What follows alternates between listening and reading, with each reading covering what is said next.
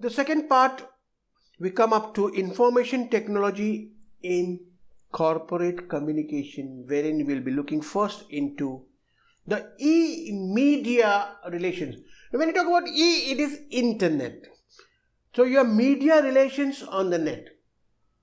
On the internet, all your activity is by definition a media activity, as the internet is a form of media. However, media relations, you find, refers to the third party media that are beyond your immediate control. Now, what are these e-media relations? Third party e-media is a term used to describe any media on the internet beyond you and your business's control. It does not include your website, email, messages, online newspaper and discussion groups, contributions. However, it does include other websites, e-zines, journals, third-party newsletters and so on. Now these websites, there are various types of sites that are useful to target during an e-media campaign. This includes online version of print publications, news sites, trade sites, which covers news stories relating to your business area. Then we have your even e-magazines called as e-zines. Now e-zine is an online magazine.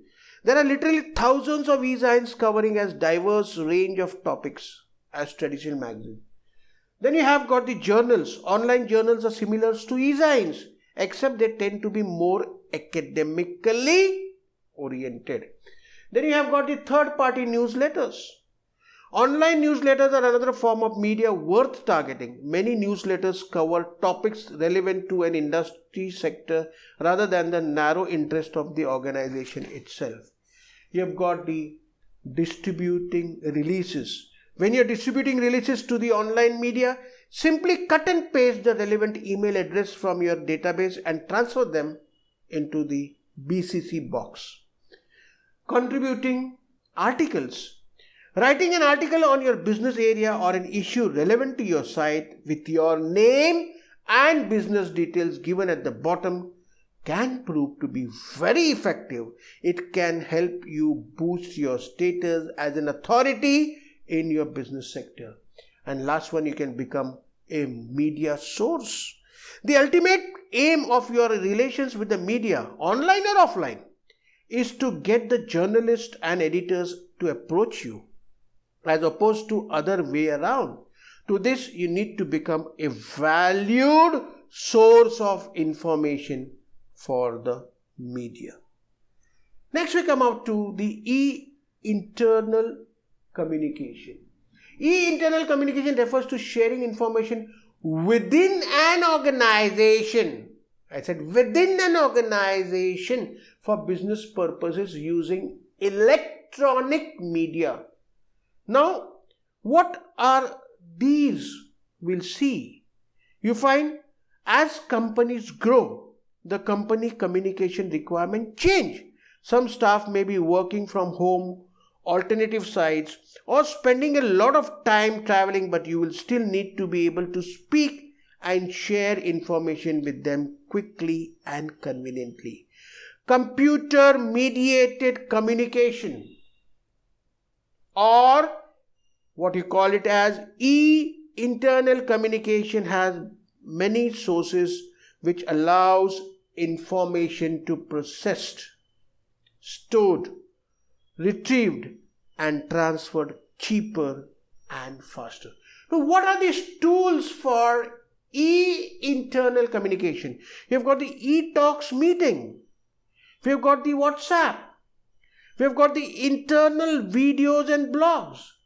We have got the Hangouts. In the Hangouts, we've got the Hangouts Meet. We've got the Hangouts chats. And finally, we have got the discussion forums. Now, sharing information in workplace enhances acquisition and increases staff morale. It is through this that the new employees are inducted into the organization through the discussion forums. This also allows for workers to ask questions, give opinions, and discuss the best way of tackling ongoing projects. Next topic, we come up to your brand identity and the company's reputation. Now, what is e-branding? Internet branding, also refers to as online branding, is a brand management technique that uses www, that is World Wide Web, as a medium for positioning a brand in the market. Internet branding is a brand management technique. In today's net-savvy world, e-branding is an essential requirement for survival amongst the competition. Your brand is what your product is and what it stands for, including your core values, competences, attitudes, vision, mission, personality, and appearance. Companies as well as individuals understand the importance of e-branding and untapped potential of social networks, which are quite essential for growth. The aim of internet branding is to create value for consumers through enhancing customer satisfaction and persuasive promotional offers. The internet has identified and promoted the way in which consumers associate themselves with a particular brand. Now, what are the advantages of e-branding? You've got impeccable advertising asset. There is an acknowledgement. E-brand provides you a tag of knowledgeable and technologically savvy company which marches ahead with the demand of the hour. You can renounce and you can enhance your reputation. There's familiarity and loyalty. Internet is transforming customers' buying behavior with major consequences of how the new breed of consumers develop familiarity with and the ultimate loyalty to the brand. Successful marketing strategy. E-branding is not just recomposing marketing traffic. Build brand equity and capture customer loyalty in the internet age with one of the most economical and specific audience targeted way. You can expand your customer relationship. You can deepen your market penetration. And it's a lead generation in the 21st century. Is the need of the hour for your company to be in the virtual field. That is to have a e-brand so that you are also a part of the grand global internet community where you can easily and feasibly showcase your product and capture the tech-savvy organization. Next we come up to what is business reputation. Now the Oxford Dictionary defines reputation as the beliefs or the opinion that are generally held about something or someone. Business reputation is made up of what others think and feel about your business based on their experiences with your business, what they have heard about your business, and the fact that they have gathered about your business. True or not? Your business reputation is that readily available information. Now, what benefits did a business derive from having a business reputation? You've got more business opportunities. The cost lowers. You can attract more loyal supporters. You have got more customers and sales. You distinguish your product and yourself from the competitor's product and their brands. You can promote good relationship with the client with the help of your business reputation. You have got good revenue generation through reputation. You have got cost-free advertising. You did not advertise. It's the word of mouth advertising that people advertise for you. Word of mouth publicity. You can attract better quality prospective employees because of your brand, because of your reputation, and there is higher company value. Next topic we come up to your corporate blogs.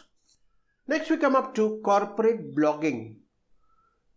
Now, blog, short form for web blogs, are online platforms to create specific type of content, share them, and interact with others around those content objects known as blog post. How it is defined? A blog is defined as Merriam-Webster defines blog as a regular feature appearing as a part of an online publication that typically relates to a particular topic and consists of articles and personal commentary by one or more authors. In short, what you can say is a corporate blog is a blog that is published and used by an organization. You also have individual blogs. Corporates, to reach their organizational goals. They have a number of features such as comment possibilities, trackbacks, and a technology called RSS. If I let us go now and see what are the characteristics of a blog. A blog needs to be dynamic. Now, blog is different from a website. While websites are merely presentational, blogs are always intended to engage. A website is therefore static, whereas a blog is dynamic. It has to be dynamic. Is dynamic. Second is, it has got similar structure. Most blogs have the same structure. First comes the header with the menu or navigation bar to declutter the page and make it impressive. It is followed by a main content area on which the blog post appear either by order or publishing or by relevance. Below the main content, there are content pages, privacy policies, relevant lines, neatly arranged in footer, and so on. Next characteristic, it has got a clear focus. Great blogs have clearly defined focus. They don't try to be all things to everybody, and they can summarize what the blog is about in one sentence. Regular content. Blogs that hardly publish content get lost. The reason is because everyone is competing in for people's attention. So your job is to stay top of the mind with regular content relevant to your audience's need. Next is, it has got spectacular, has got to have spectacular images. Images play an important role in pulling visitors into your content, remember. So the images has to be spectacular. Next is, blogs and links go hand in hand. Blogs and links go hand in hand even when marketing is not the goal. You encourage debate. The comment section is another mutual characteristics of respectable blogs. It is located at the end of every post as a place for reader to engage in communication and leave his honest feedback. Next, you have the posts are displayed in reverse order. Blogs entries are displayed in reverse chronological order. The latest one push previously published one down the list until they completely disappear from the landing page. Next topic we come up to is the different types of blogs. We have got internal blogs and external blogs. An internal blog generally accessed through the corporate's intranet, which is a web blog that any employee can view. An external blog is publicly available blog where company, employees, teams or spokesperson share their views. Now we come up to the different types of blogs. Now what are the different types of blogs? we have got first one is your entrepreneur's blog.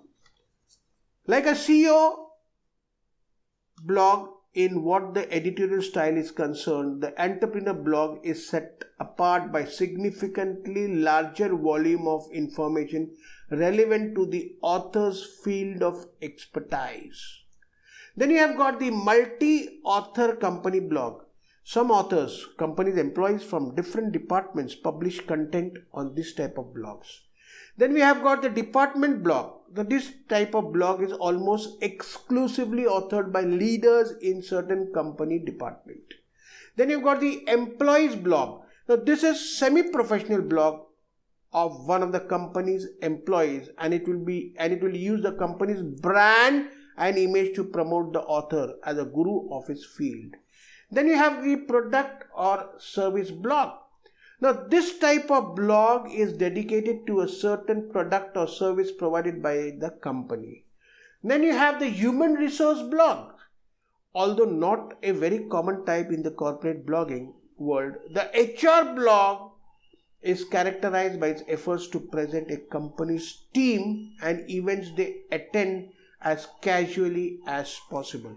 Then you have got the CEO blog, is a blog authored by someone from the company's top management. So here you end up the different types of blogs. Then you come up to what is the process of making a blog, or the steps. First is you have to establish the content theme and editorial guidelines. When creating a product or service, you must be able to define the value that it's bringing to the consumers. Next, choose a blogging team and a process. Choose a team of core bloggers to begin your blogging and adventure. Select individuals that are knowledgeable and comfortable writing about the areas you would like to cover. Next is you humanize your company. Always keep in mind that your blog is about people connecting and conversing with people, not a corporation. Throw away that corporate concept and you'll be going a bit more. Avoid PR and marketing. Welcome criticism. Outline a comment policy. Be aware that if you open your blog for full feedback, you will get a variety of comments: constructive, complimentary, hateful, spam. Be prepared for everything. Get social. Promote your social presence on your blog by implementing links, buttons, widgets that link to your social profiles. Eighth one is promote your blog. Just as you would promote any other company's initiative, get the word out about your blog. Share the URL on your website, social network, business cards, emails, and advertisement. Without promotion, building an audience can be difficult. Ninth one is monitor mentions and feedback. One way to get a pulse on your blog and its effect on the community is to monitor mentions and feedback. Set up Google alerts for your brand, blog name, and any keywords that might be relevant. Search on Technorati and Twitter. And lastly, track everything. You are probably accustomed to tracking everything, and your blog is not different. If your blog is a page on your website, make sure your current web analytic tools are set to track all the same data that it monitors on your websites. If you don't currently have a web analytic tools, check out Google Analytics, a free analytic tools with easy to use interface. At the minimum, make sure you're tracking site traffic where referrals are coming from. The traffic wise, which posts are doing the best. Learn from the data and adjust your blogging guidelines accordingly. This brings to your end of the topic unit number 4 from CCPR. Thank you.